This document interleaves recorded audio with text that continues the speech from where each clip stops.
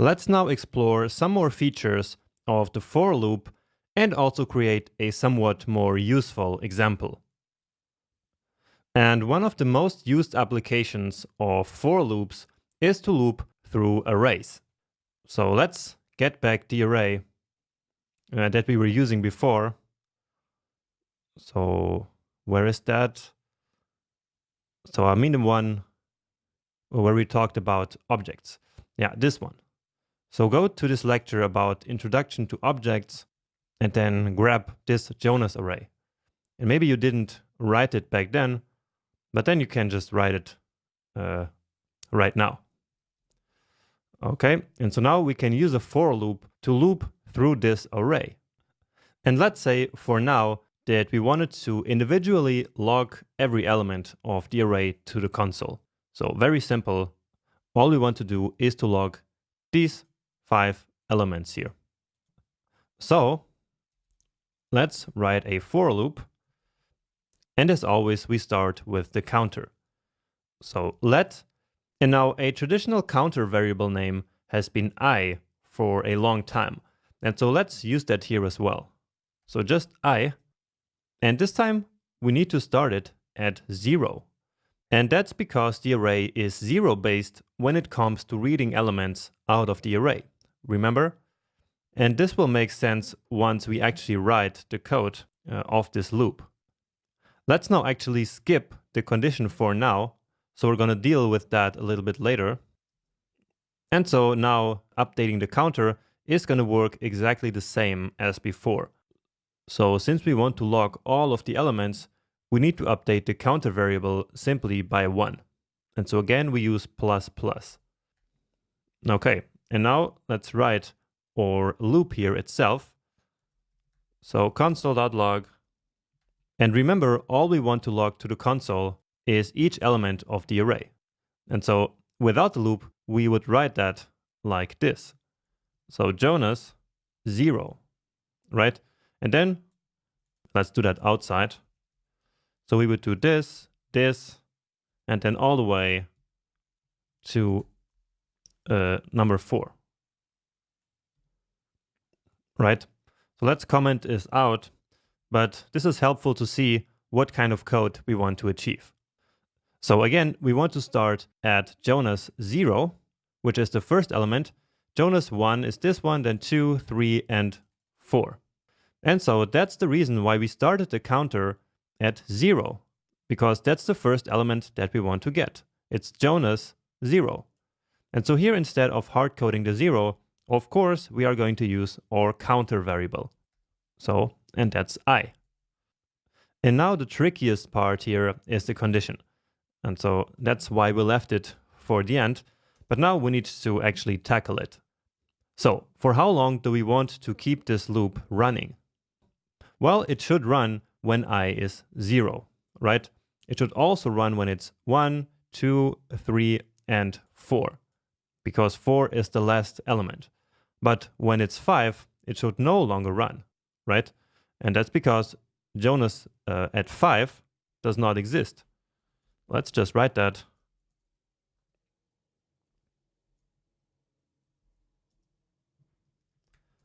Does not exist. And so that means that the I counter variable should always stay below 5. So let's write that here. So I should stay below 5. And so with this, as soon as the counter variable is updated to 5, then the next iteration of the loop will not run anymore. So let's try this.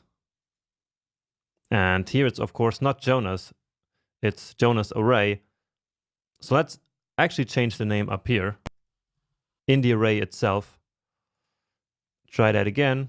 And yeah, we get a log of each of the elements in the array. So all of the 5 of them.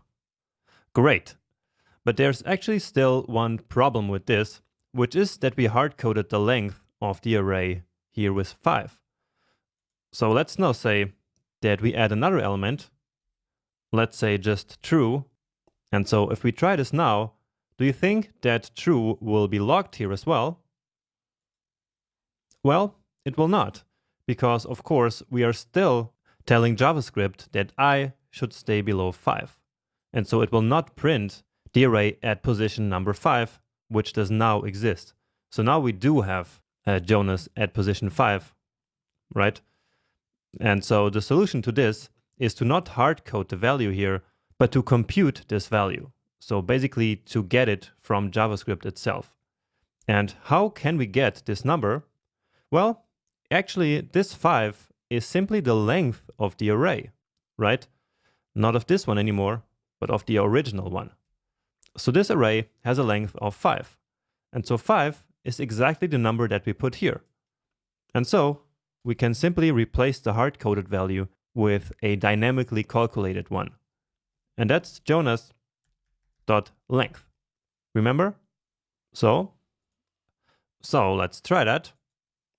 And indeed, it still works. And if I now go back to adding something else, like true, then Jonas.length will now be 6. And that of course happens automatically, and we don't have to manually change any code in that loop. So now indeed true also appears here in our log. Great. Let's now also log something else here. Let's say the type of the variable. So type of Jonas I. And I hope that this part here makes sense.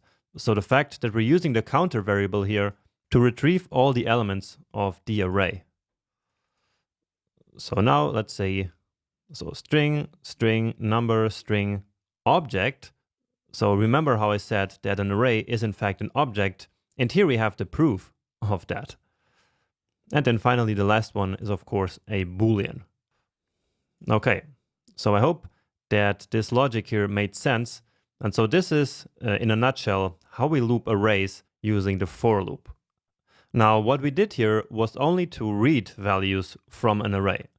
But now let's also at the same time create a new array which will contain this type of each of the elements. So basically this. All right. So again, what I want to do now is to create a new array which will contain all the types for all these elements. And if that sounds a little bit useless, then just keep in mind that these are all just educational exercises. So I designed them to show you how these different features of the language work. So in the real world, we would probably not create an array with types of variables. But this is excellent to show you how to create a new array based on the values of one original array. So to do that, we start by creating a new empty array outside of the loop. And let's do that here after this one. So I will call this one types. And now I think this is something we didn't do before, which is to simply create an empty array. And all we have to do is to basically create an array with the usual syntax, but without any element inside of it. And so now we have to go here to the same loop because this new array types will be based on the Jonas array. So it's going to have the same length. And so we can use the exact same loop that we used to read data from the Jonas loop also to construct this new types array. So let's say types at position I should be equal to type of Jonas at position I. And remember that this works because we can essentially do this. So we could do it again without the loop and say types 0 is equals string.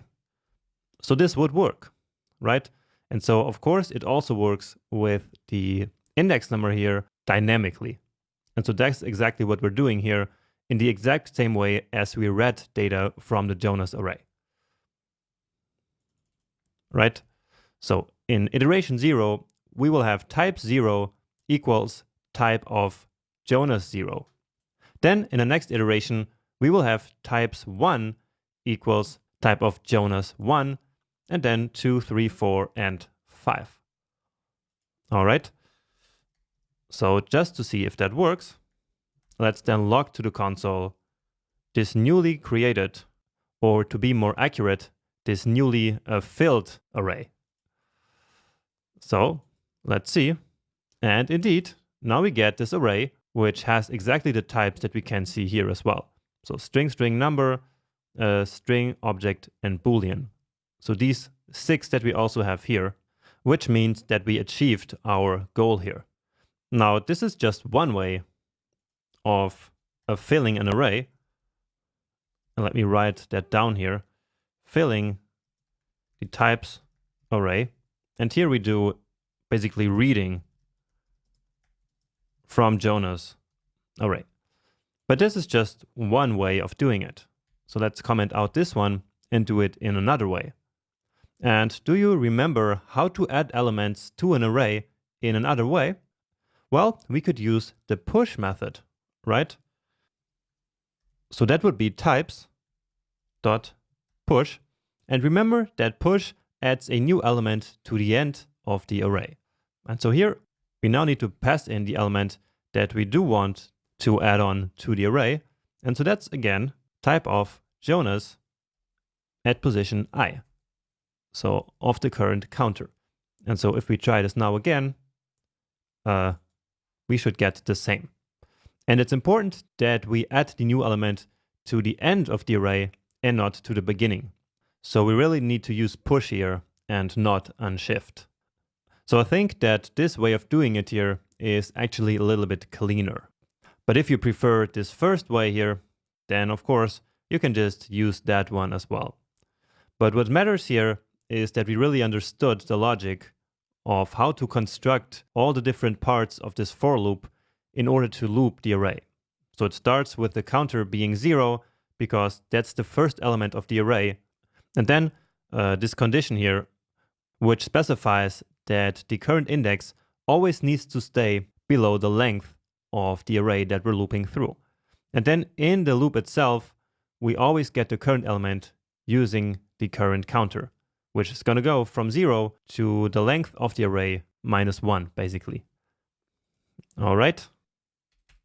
And to make sure we really get this, let's try another, maybe more practical example.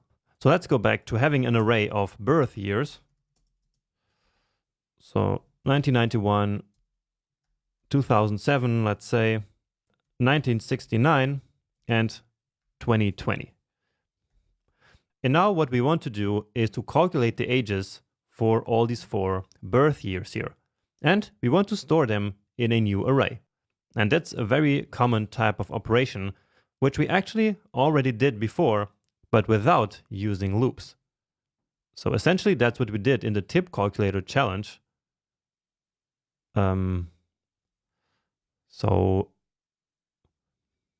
Here. So here we had an array of 3 builds, and then we manually calculated the tip for each of them. So manually we specified the index 0, 1, and 2, and created a new array based on these values.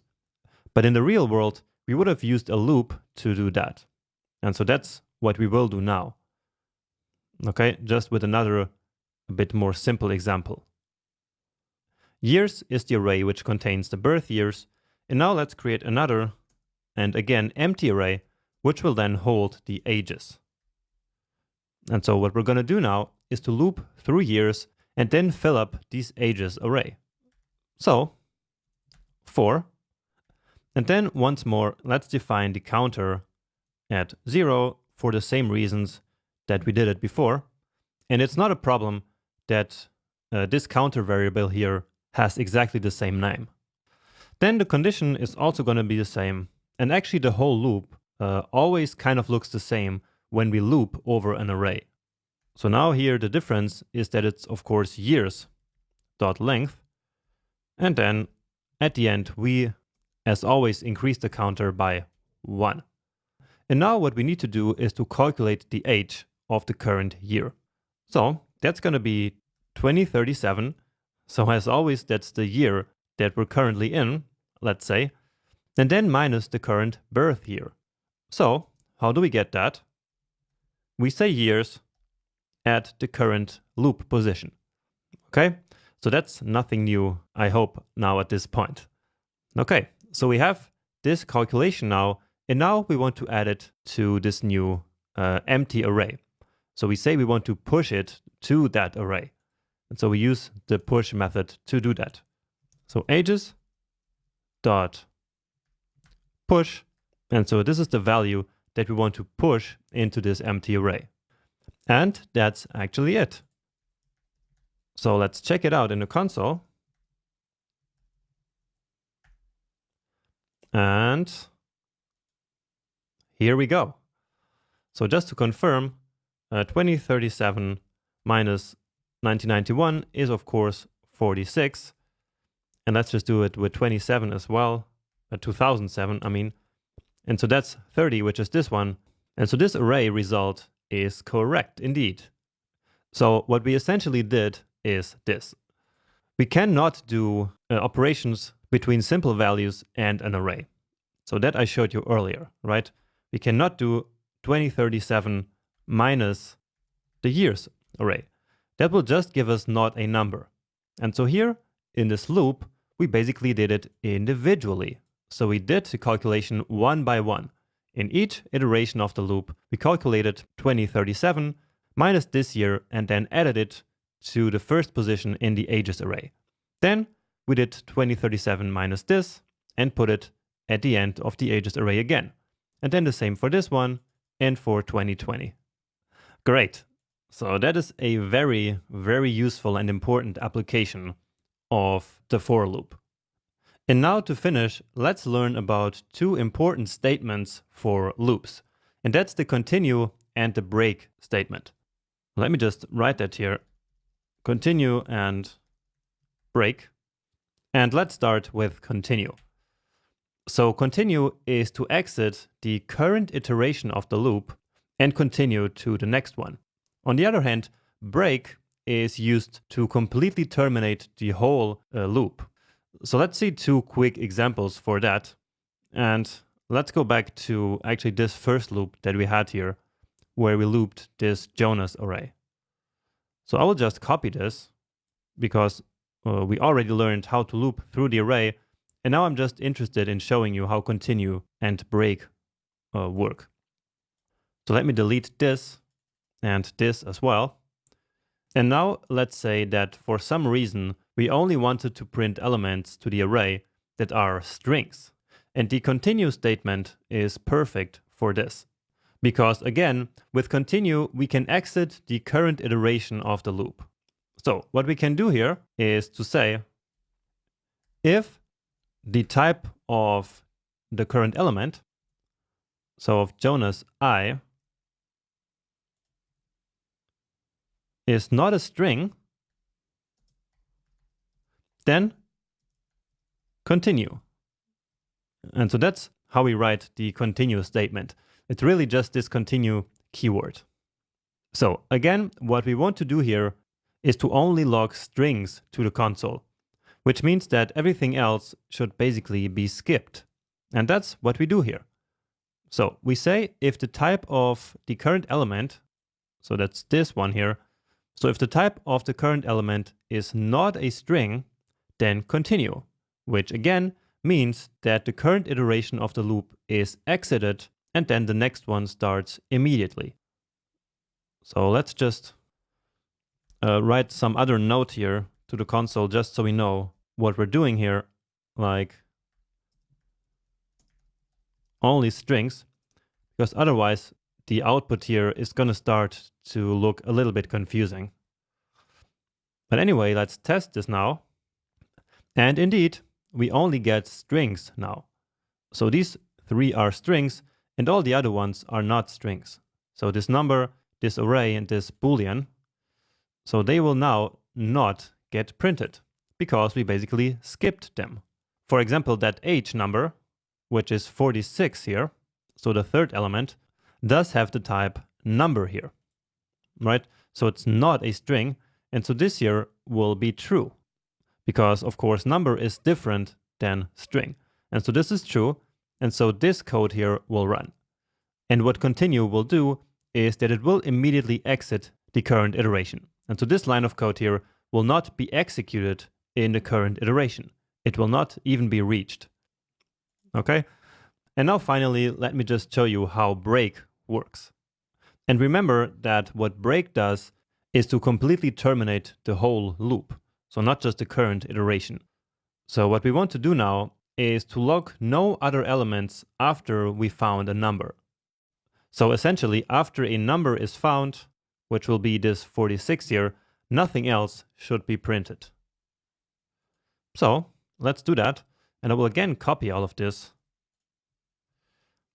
And so let's say here, break with number. So let's translate the logic that we just said into the code. So as soon as a number is found, we want to break the loop. So our if condition here should be type of Jonas I, so the current element, if it's equal to a number, so now that's number, then break. Now, okay, let's see the result here. And indeed, that's exactly what we wanted. So after the first number is found, which is this 46 here, nothing else is printed. So in this iteration, where the number is found, not even this line of code is printed anymore, and then the loop is terminated completely. All right, now this might not sound very practical, but believe me, there are some important use cases for continue and break. It's just hard to create some small and isolated code examples to show you just how useful they can be. But anyway, I wanted to let you know that continue and break exist. But the most important takeaway from this lecture is definitely to understand how we can loop through arrays using this kind of logic here. Okay, so this one here is really important that you understand this snippet of code.